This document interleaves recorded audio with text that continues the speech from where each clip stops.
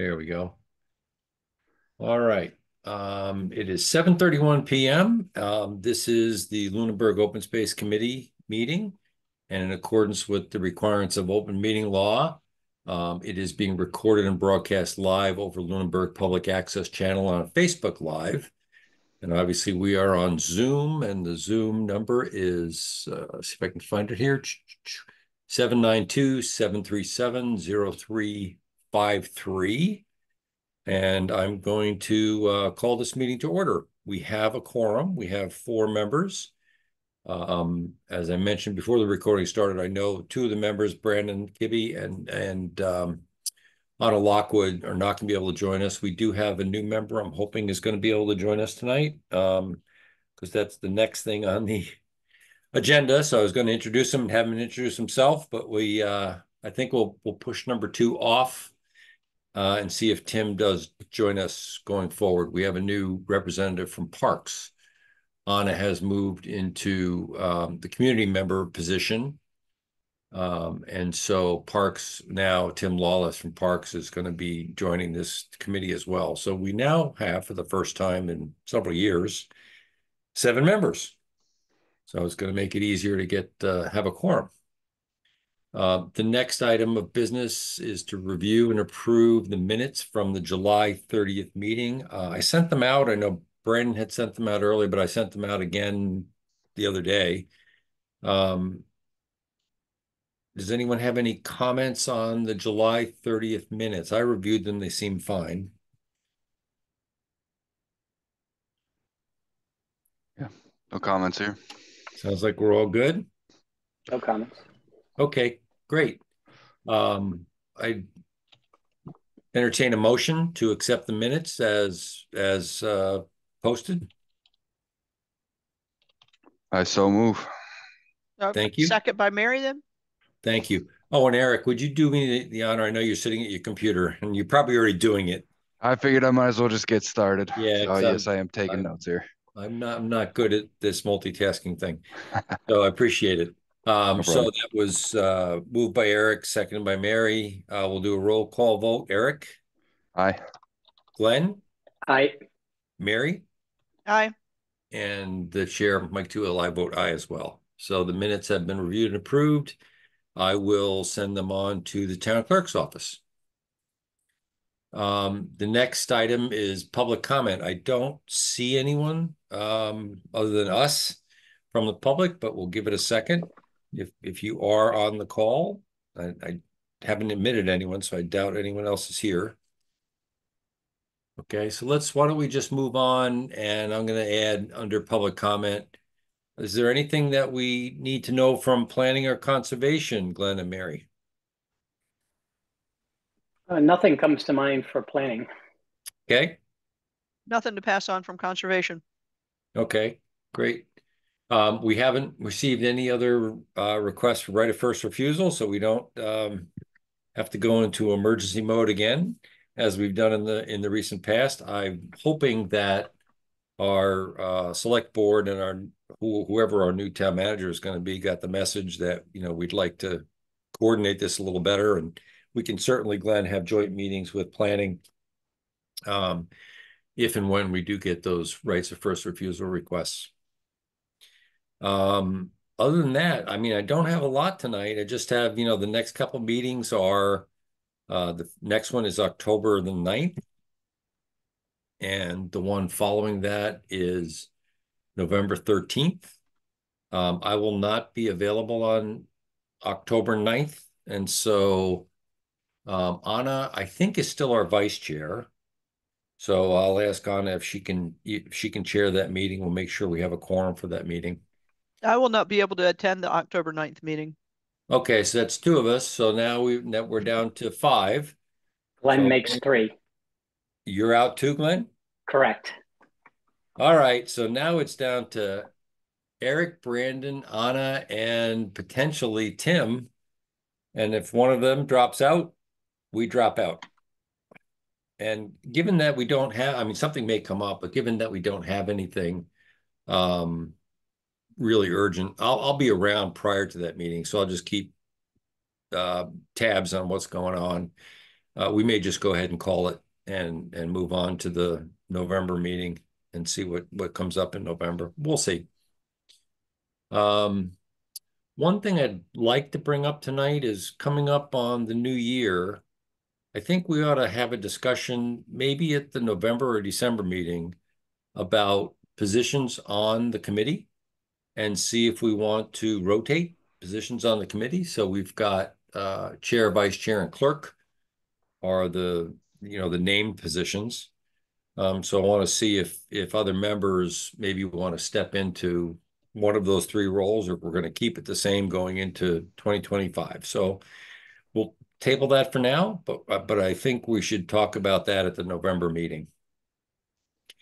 And I know Anna wants to start to talk about the open space plan update, which I think is due in 2027, but it's never too soon to start pulling that together. We were talking about, at previous meetings, we've talked about putting notices in like the water bills or something in order to be able to get word out to the public that there's going to be an update to the open space and start to get input from the public on that. So we'll also, because that's primarily Anna and Brandon were the ones talking about that, I'd like to just table that for the time being, but just keep it on everybody's mind that we've got a project coming up.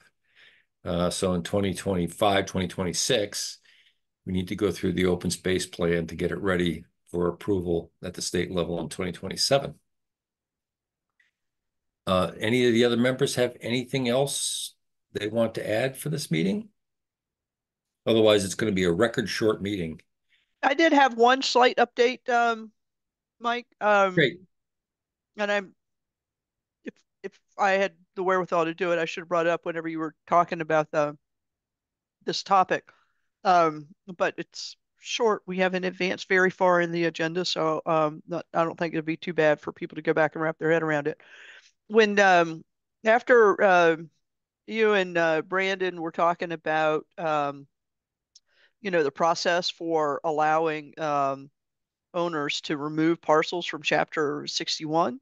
Yes. I had sent a note to town council and asked them if it would be within the town's purview to require the application to remove chapter prior to the approval for a subdivision or prior to the approval for a wetland permit. Because I recall one of the things that Brandon had pointed out is that the 20 Kilburn parcel had been allowed to subdivide and allowed to get a wetland application on plans before they notified the town that they were going to remove from chapter, which Right. then drove up the price, right? And so it had the town wanted to exercise their right to purchase, the price would have significantly increased. And Adam got back to me and said that the timing of a notice of intent to sell or convert is dictated by statute. So the town cannot require earlier notice than do the statutes. And I'm not so familiar with those statutes. Brandon may very well be, to know whether the statutes put any type of framework around the notification or limitations around the framework of the notifications. But so that's one thing, right? But what he doesn't address, and I feel like is maybe something to explore, is our town procedures, Right. right? And if our town procedures can uh put those limitations in place. So in other words, we don't force the owner to notify of an intent to remove from chapter, but then don't we by process then don't allow subdivision or wetland permits by our bylaws if if those parcels are currently in chapter. Maybe it's an opportunity. I don't know. And we did talk about that some in the meeting Yes. on July 30th, and then Brandon and I had some discussions following that. One of the things that I thought we were doing is trying to get back to like Sophie and Logan and say, you know, when you get an application in to the office for conservation or for planning, when you get an application in, one thing that would be a relatively easy and quick check is just see whether or not that property is enrolled in chapter, because I think it's listed that way on the assessor's office rolls. And so I don't know. I haven't talked to Sophie about it, Mary, and I'll be honest, I need to go up there and check in with her. I haven't talked to her for quite a while. And I don't know whether you had an opportunity to talk to her about that, but that should be one of maybe the check boxes that staff has to make it easier for them. We would And have to, I mean, I think it's an opportunity, and I've not had an opportunity to talk to her, but I could tell you with all the things that she's currently juggling, yeah, trying to remember just one more thing yeah, is a camel that is, you know, looking at that next match and going, oh geez, this one's not going to land well, right? And so, you know, I'm just thinking about how do we do it and make it a process, and that it's a process that has teeth, and it's not up to just some one or two overburdened people to try to remember. exactly. And one way to do it is, and I think we talked about it one time when I was up there with you with Sophie, and I know I've talked to Sophie about it, is putting together a checklist for applicants, and it'll serve for a checklist for her and for applicants as well. And perhaps we put the onus on the applicants and say, when you file a notice of intent, a lot of commissions do this. Fill out this one-page checklist form, just telling us about the property. And one of the questions that can be, is the property enrolled in the chapter or not? And that Okay. way she doesn't have to always check it. She Mhm. can, but the applicant has a form, and it's just a process form from conservation, from planning. And I do this all the time with other communities. If you don't fill out the form and send it in with your application is not complete. We just might, well, I say just, I think we still have some other things that are migrating our workflow over to OpenGov. Okay. So maybe we can make it part of the workflow and make it a part of the workflow such that the application can't advance until the form is filled in. Whatever's the easiest all around. It's just another checkpoint, it's just because we don't necessarily hear about all the applications that are coming in. Open Space doesn't hear about all the applications coming into conservation and planning.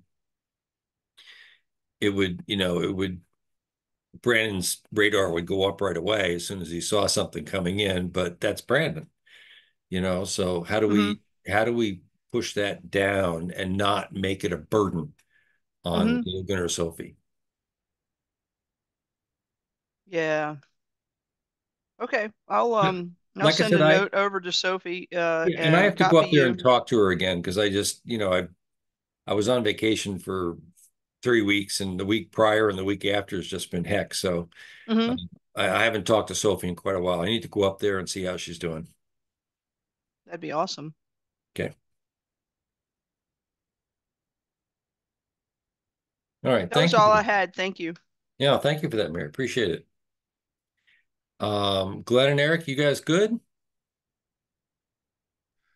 Yep, all good here. Okay. Yep, all set. All right. So I would entertain a motion to adjourn the meeting. So moved. That was very quick. Second? A second. I'll Everybody, third. everybody's on this one. Okay. Eric, Aye. Glenn, Aye. Mary, Aye. and the chair votes aye. I thank you all very much for coming tonight, and I will keep you apprised as to what's going on for the October meeting. Thank you. Good night. All right. Thank Thanks, you, Ron. everyone. See ya.